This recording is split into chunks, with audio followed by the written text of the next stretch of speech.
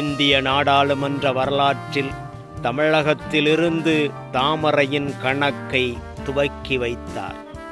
வாஜ்பாய் தலைமையிலான பாஜக அரசாங்கத்திற்கு கொடுத்து வந்த ஆதரவை அதிமுக வாபஸ் வாங்கியதால் 13 மாதங்களில் வாஜ்பாய் ஆட்சி கலைந்து மீண்டும் தேர்தலை சந்தித்தது.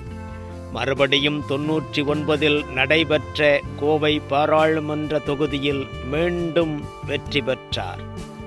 2004 ஆண்டு மற்றும் 2014, 2019 ஆண்டுகளில் நடைபெற்ற கோவை பாராளுமன்ற தொகுதியில் பாஜக சார்பில் போட்டியிட்டு வெற்றி பெறவில்லை என்றாலும் கோவை பகுதியில் தாமரையை தனிப்பெரும் சக்தியாக வளர்த்தெடுத்தார்.